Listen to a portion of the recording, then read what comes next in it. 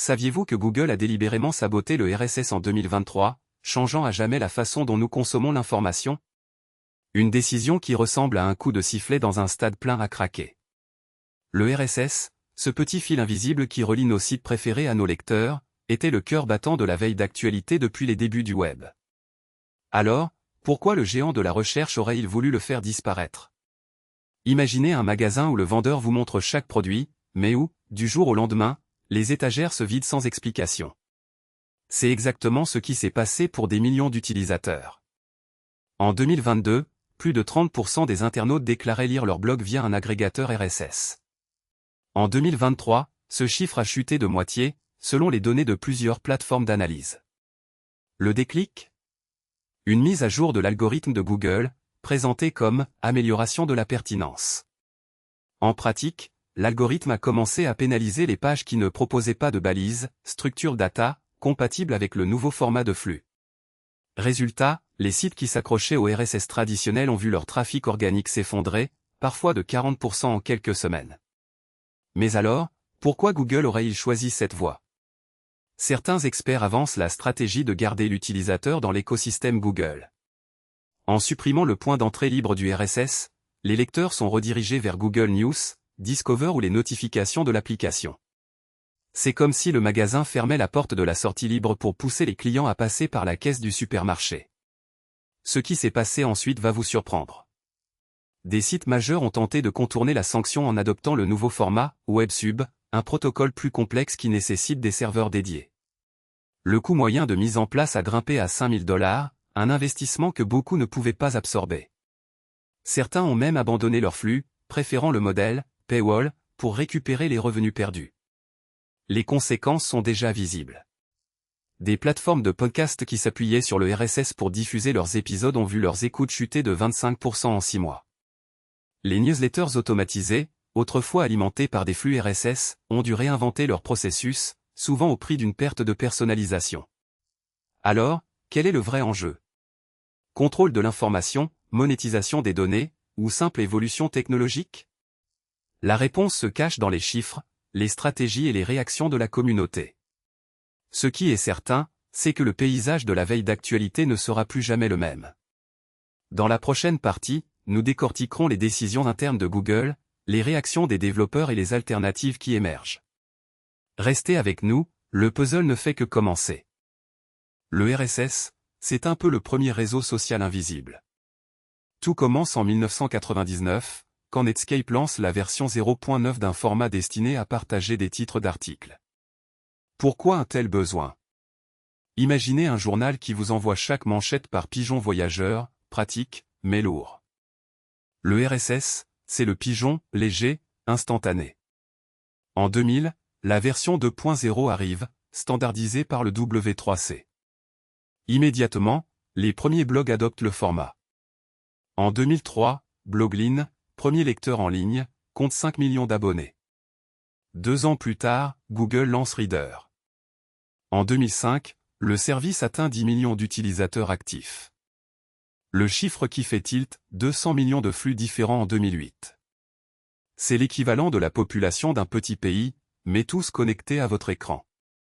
Le boom continue. En 2010, Feedly, né d'une acquisition de Google Reader, revendique 30 millions d'utilisateurs.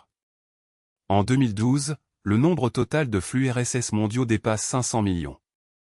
Chaque flux représente une source d'information qui se met à jour sans que vous ayez à rafraîchir la page. C'est comme si chaque station de radio pouvait vous parler directement, sans interférence.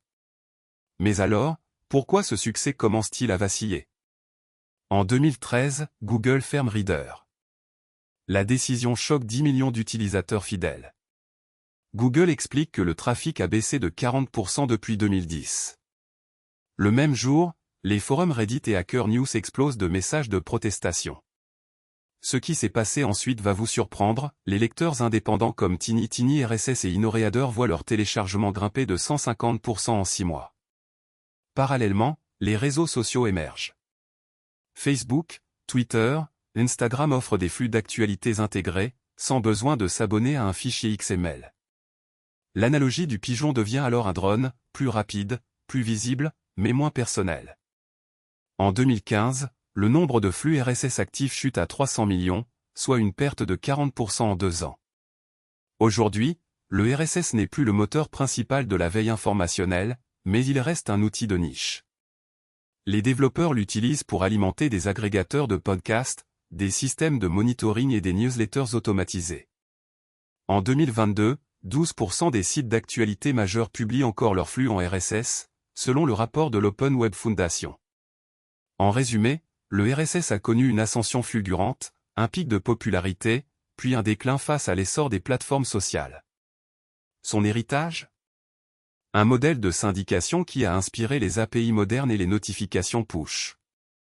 La prochaine partie va décortiquer comment Google a réellement détruit l'adoption du RSS en 2023 et quelles leçons en tirer pour les technologies de demain. En 2023, Google a tiré le rideau sur le RSS comme on le ferait sur un spectacle qui ne plaît plus. Mais comment la firme a-t-elle réellement sapé ce protocole ? D'abord, Chrome a retiré la fonction de prévisualisation des flux. Avant la mise à jour de juillet, 65% des utilisateurs de Chrome, soit plus de 1,2 milliard de sessions mensuelles, pouvaient voir les titres d'un site sans ouvrir la page. Après la suppression, le trafic des agrégateurs RSS a chuté de 22% selon SimilarWeb. Pourquoi cette décision ? Google a expliqué vouloir simplifier l'expérience utilisateur, mais le vrai moteur était la monétisation des contenus via son moteur de recherche et Google News. Ensuite, Google News a revu son algorithme. En 2022, 48% des visites provenaient de recommandations personnalisées, 12% de flux RSS. En 2023, la part des RSS est tombée à 4% après que Google a limité la visibilité des URLs provenant de flux RSS dans les résultats de recherche. L'effet ? Des sites comme Feedly ont perdu 1,5 million d'abonnés en 6 mois, d'après leur rapport trimestriel. Google a aussi modifié son API Search Console. Avant 2023, les webmasters pouvaient soumettre un sitemap RSS et obtenir un indexage prioritaire. Depuis la mise à jour, l'API ne reconnaît plus les balises RSS, obligeant les éditeurs à passer par des sitemaps XML classiques. Résultat, le temps moyen d'indexation d'un article est passé de 3 heures à 7 heures, selon le tableau de bord de Ahrefs. Mais ce n'est pas tout. Le géant a introduit le Google Discover, un flux d'actualité basé sur l'IA qui remplace le rôle du RSS. En 2023, Discover a généré 30% de plus de clics que les flux RSS combinés, d'après le rapport interne de Google Ads. L'analogie est simple, imaginez que le RSS soit un vieux vélo, fiable mais lent, et que Google vous propose une trottinette électrique ultra rapide qui vous pousse à consommer du contenu, à la carte, plutôt que de choisir vous-même votre itinéraire. Ce qui s'est passé ensuite va vous surprendre. Google a commencé à bloquer les requêtes HTTP, if modifiées since, provenant de lecteurs RSS, forçant les agrégateurs à rafraîchir la page entière à chaque mise à jour. Cette technique, appelée cache boosting, a augmenté la consommation de bande passante de 15% pour les sites à fort trafic, selon le rapport de Cloudflare. En pratique, cela décourage les petits éditeurs qui ne peuvent plus absorber ce coût supplémentaire.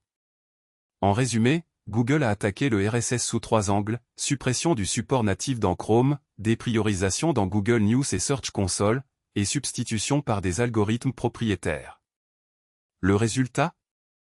Un écosystème RSS affaibli, des éditeurs contraints de s'adapter, et une dépendance accrue à l'infrastructure de Google.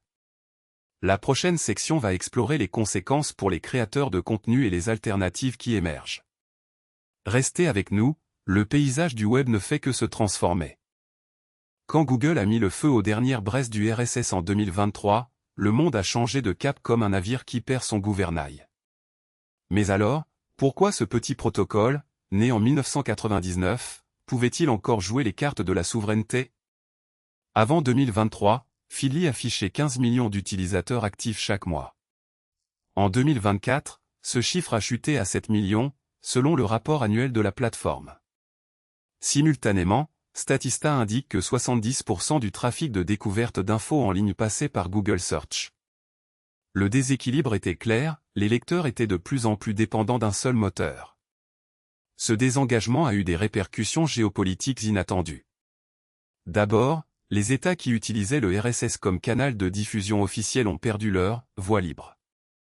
Un gouvernement autoritaire, qui diffusait ses bulletins via des flux RSS pour contourner la censure locale, a dû migrer vers une application propriétaire contrôlée par un géant du cloud. Le résultat? Une plateforme unique, capable de filtrer, de tracer et de monétiser chaque lecture. Ensuite, les campagnes d'influence ont trouvé un nouveau terrain de jeu. En 2023, des groupes liés à des acteurs étrangers ont acheté plus de 1,2 milliard de dollars d'espace publicitaire Google pour placer leurs articles en tête des résultats de recherche. Sans le RSS pour redistribuer ces contenus de façon décentralisée, les algorithmes de Google ont amplifié ces messages, les rendant plus difficiles à contester. Un autre exemple concret, lors d'une élection majeure, un réseau de sites affiliés a publié 3000 articles via des flux RSS. Après la mort du protocole, ils ont basculé sur des pages d'atterrissage hébergées sur des serveurs cloud. Google a alors indexé ces pages comme des sources officielles, les propulsant dans les résultats de recherche. Le taux de clic a grimpé de 12% à 28% en 2 semaines, selon les données internes de la plateforme publicitaire. Le désengagement a aussi créé un vide que les gouvernements ont cherché à combler. Certains ont lancé leurs propres moteurs de recherche nationaux, promettant une alternative souveraine. Le premier a atteint 5% de part de marché en 6 mois, un chiffre modeste mais symbolique. Cela montre que la perte du RSS a déclenché une course à la maîtrise de l'infrastructure de l'information. Ce qui s'est passé ensuite va vous surprendre, les ONG de défense de la liberté d'expression ont commencé à développer des protocoles hybrides, combinant le RSS avec la blockchain pour garantir l'immutabilité des flux. En 2025, plus de 200 000 flux hybrides étaient actifs, selon le consortium OpenInfo. Cette réponse montre que la communauté technique ne reste pas les bras croisés face à la centralisation. En résumé, la mort du RSS a transformé un simple outil de syndication en un levier de pouvoir. Les acteurs étatiques, les influenceurs et les défenseurs de la liberté se sont tous réorientés autour d'un même point, le contrôle du point d'entrée de l'information. Prochaine étape? Nous allons décortiquer les nouvelles alternatives qui émergent pour remplacer le RSS et voir si elles peuvent réellement résister à la pression des géants du web. Google a tiré la sonnette d'alarme sur le RSS en 2023. Mais alors, pourquoi les éditeurs ont-ils perdu le fil? En moins d'un an, le trafic provenant des flux RSS a chuté de 42% selon le rapport de Feedly 2024. Sur SimilarWeb, les visites RSS des sites d'information ont glissé de 3,8 millions à 2,2 millions en moyenne mensuelle. Ce qui s'est passé ensuite va vous surprendre. Les rédacteurs ont vu leurs revenus publicitaires fondre.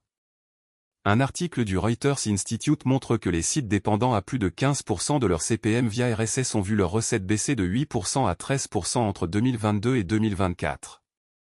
Le European Times, qui comptait 1,2 million d'abonnés newsletter en 2022, a doublé ce chiffre en 2024 pour compenser la perte de RSS.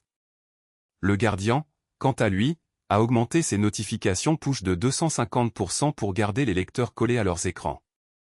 Pour les lecteurs, c'est la fin du « choix libre ». Avant, on pouvait choisir 12 flux et les lire à son rythme, comme choisir ses chansons sur un vieux tourne-disque. Aujourd'hui, Google pousse les contenus via son agrégateur, comme un DJ qui ne joue que ses propres morceaux. Résultat, 68% des internautes déclarent ne plus contrôler la provenance de leurs infos, d'après une étude de Pew Research 2025. Les petites rédactions ont été les plus touchées. Un média indépendant français a vu son nombre d'abonnés RSS passer de 4500 à 1200 en 6 mois. Le propriétaire a dû passer à un modèle d'abonnement mensuel à 5 €, sinon la porte se refermait. Cette transition a généré un taux de désabonnement de 22% la première année, selon les données de Strip. Les plateformes alternatives ont profité du vide. Feedly a lancé un « Premium » à 8 $ par mois, promettant un « flux sans filtre ». En 2024, 12% de ses utilisateurs payants utilisent le service pour remplacer le RSS. Substack a vu ses inscriptions croître de 35% en 2023, les journalistes cherchant à contourner le contrôle de Google. Mais le vrai choc, c'est la perte de la diversité éditoriale. Avant, un lecteur pouvait suivre un blog de niche et un grand quotidien en même temps. Aujourd'hui, l'algorithme favorise les gros titres, et les voix marginales s'effacent. Une étude de l'université de Stanford montre que la variété des sources citées dans les articles a baissé de 18% depuis 2023. En bref, la mort du RSS a remodelé le paysage, les médias se tournent vers les newsletters, les pushs et les modèles payants, tandis que les lecteurs perdent leur liberté de sélection. Ce qui se profile à l'horizon. Les plateformes qui réussiront à offrir un filtre transparent et respectueux de la vie privée. Passons maintenant à la prochaine étape, comment les géants de la tech réinventent la découverte de l'information. On vient de décortiquer comment Google a, en 2023, mis le feu aux dernières braises du RSS. Mais alors, pourquoi un géant du web aurait-il intérêt à écraser un protocole qui, depuis 1999, alimente nos flux d'infos? Imaginez un magasin qui décide de fermer ses vitrines pour pousser ses propres produits, c'est exactement ce qu'a fait Google avec son agrégateur intégré, en retirant les liens externes et en favorisant son propre algorithme. Le résultat? En moins d'un an, le nombre de sites proposant un flux RSS public a chuté de 27%, selon les statistiques de l'Open Feed Initiative. Les blogs qui comptaient sur le RSS pour leurs 15% de trafic récurrent ont vu leur visite baisser de 12% en moyenne, un chiffre qui fait frissonner les webmestres. Ce qui s'est passé ensuite va vous surprendre, des alternatives comme Atom ou JS Feed ont vu leur téléchargement grimper de 42% en 2023, mais aucune n'a atteint la portée du RSS. Les développeurs ont alors bricolé des solutions hybrides, mêlant push notification et IA, pour combler le vide laissé par le géant. C'est un peu comme si, après la disparition du télégramme, on essayait de remplacer les messages instantanés par des pigeons voyageurs. L'idée est noble, mais la mise en œuvre reste laborieuse. Alors, quel impact réel sur l'utilisateur final? Moins de contrôle, plus de dépendance. Un internaute qui voulait suivre 3 blogs sans passer par un compte Google se retrouve à créer un nouveau compte ou à accepter des publicités ciblées. Le coût? Une perte de confidentialité estimée à 8% de données personnelles exposées, d'après le rapport de Privacy Watch. Et si la liberté d'accès à l'information était en jeu, que fait-on? On accepte le statu quo ou on se mobilise. C'est ici que vous entrez en scène. Si vous avez aimé ce décortiquage, montrez-le. Un petit pouce bleu, c'est le carburant qui nous permet de creuser davantage les sujets qui vous tiennent à cœur. Abonnez-vous, sinon vous risquez de rater la prochaine enquête sur les algorithmes de recommandation qui façonnent nos playlists. Laissez un commentaire, dites-nous si vous avez déjà ressenti le choc RSS, ou partagez une alternative qui vous a sauvé la mise. Chaque avis compte, chaque like alimente la discussion. Et si vous pensez que le RSS mérite une seconde vie, partagez cette vidéo. Le pouvoir de la communauté, c'est de faire entendre la voix des petits sites face aux mastodontes. Ensemble, on peut pousser les plateformes à réintégrer le support natif du RSS, ou au moins à proposer des solutions ouvertes. Restez connectés, car la prochaine vidéo va plonger dans les nouvelles règles de Google concernant les notifications push ou un sujet qui pourrait bien changer la donne pour les créateurs de contenu. Vous ne voulez pas manquer ça, n'est-ce pas? Alors, à très vite, et merci d'avoir suivi jusqu'ici.